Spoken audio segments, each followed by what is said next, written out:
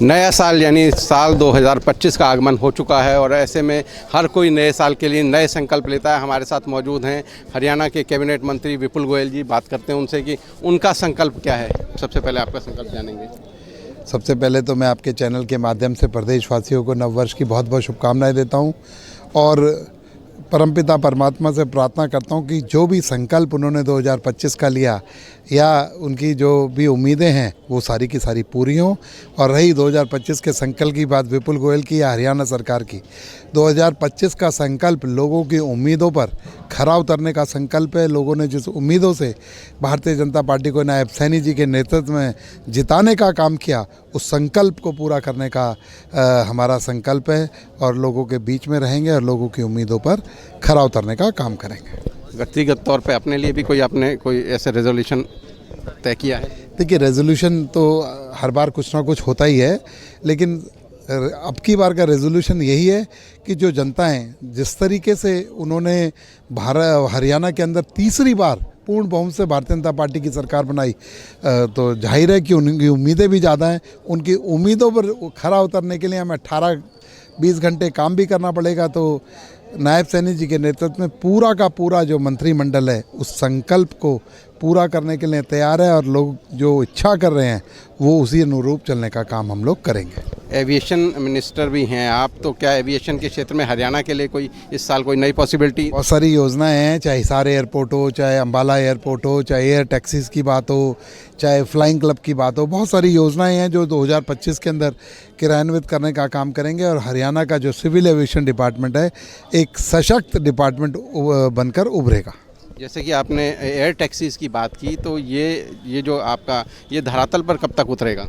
मैंने कहा ना, 2025 में इसको धरातल पर उतारने का पूर्ण प्रयास करेंगे और दोनों एयरपोर्ट हिसार का हो चाहे अम्बाला का हो, ये भी शुरू हो जाएंगे। अच्छा, आपके पास शहरी निकाय विभाग है, तो शहरी निकाय विभाग में पीछे बहुत बड़ा घोटाला हुआ, सैकड़ों करोड़ का घोटाला हुआ, उसमें आरोपी भी पकड़े गए, अधिकारी पकड़े गए, लेकिन एक सबसे बड़ा सवाल है कि जो इतना बड़ा अमाउंट चला गया उसकी रिकवरी के लिए भी क्या कोई प्रयास होगा? देखिए, उसकी रिकवरी के लिए रेगुलर पहले भी प्रयास हो रहा है और जिम्मेवारी सुनिश्चित की गई है, उस पर कार्रवाई चल रही है और उस पर अच्छे परिणाम हम लोगों को मिलेंगे।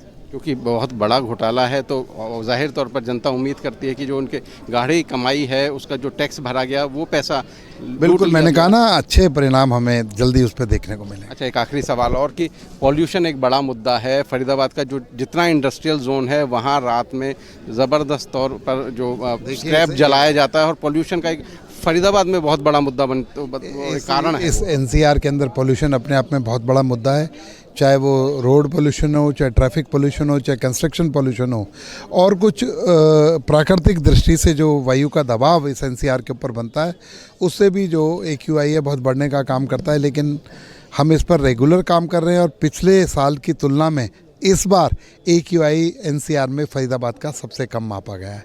तो एक बड़ी वो है, लेकिन इस पर हमें कोई राजनीति या आरोप प्रत्यारोप की बात ना करके हमें सिर्फ इस पर सब लोगों ने मिलकर इस पर काम करना है और AQI को NCR के क्षेत्र में कम लाना है। उसमें चाहे ट्रैफिक कंट्रोल की बात हो, चाहे इलेक्ट्रिक बसें चलाने का प्रयास केंद्र और प्रदेश सरकार का हो, चाहे कंस्ट्रक्शन के मापदंडों को बढ़िया करने की बात हो, चाहे ट्रैफिक पोल्यूशन को कंट्रोल करने की बात हो, उस पर हम काम करेंगे। धन्यवाद।